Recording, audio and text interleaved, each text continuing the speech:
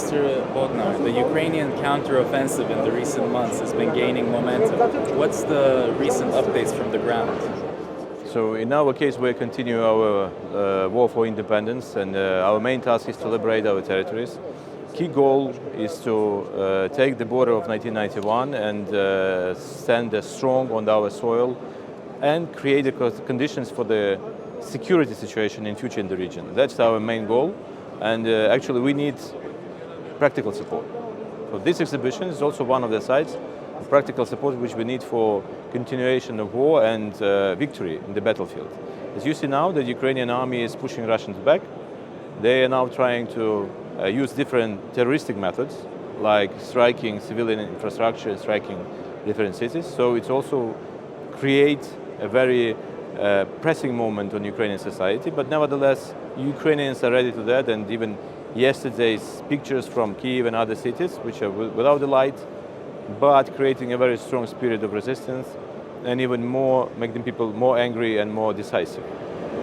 Thank you. And so recently about the grain deal, Ukraine has been saying that Russia's holding the ships back and stopping the deal from functioning. What's the recent updates on that? It's a little bit different. So the inspection teams does not work properly well. So we have a capacity to work in much more larger scale, but now the Russians are limiting it. Most probably they would like to gain some additional benefits from this grain deal. So we are in good communication with our partners, Turkish Republic, and we're also communicating with UN, trying to resolve this issue because it's becoming more and more loud. And the biggest problem is that people are suffering, because it's our responsibility, Ukrainian and Türkiye, to promote, propose our products to the world markets. And some grain which is being proceeded in Turkey is also going to the foreign markets in the form of flavor, pasta and other things, which world badly need. So that's why it's not only to sell from Ukraine, but also to provide world with food security, normal food security, and creating opportunities not to feel hunger. That's also our responsibility. We hope that this deal will be prolonged, and we will also work for the conditions to be settled in nearest days, hopefully. Thank you. And finally, about the prisoner swaps that have happened recently, can we expect any more of these to happen?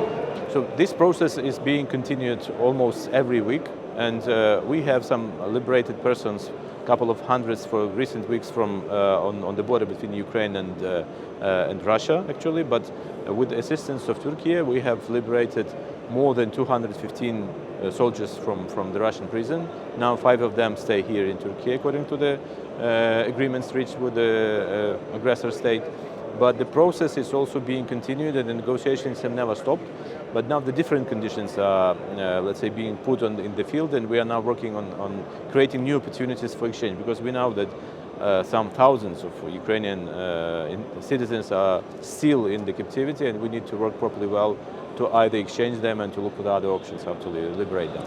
Yes, and you talked about the practical support that you need. Can you talk more about the details of this practical assistance that you require at the moment?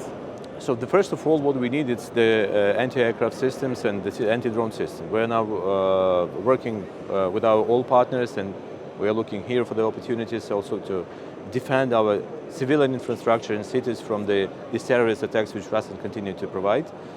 Secondly, we need to strengthen our army possibilities with the advancing forces like heavy equipment, artillery, and then something like that. So it's also very important. But also we need to continue strength to prepare for the winter, because the winter time is coming, and different sophisticated methods of preserving heating, buying some uniforms, buying some winter equipment is also one of the key priorities for us today, and we are working on that, particularly in this exhibition. Thank you so much, Mr. Thank you very Bodnar. much. Thank you. Thank you very much.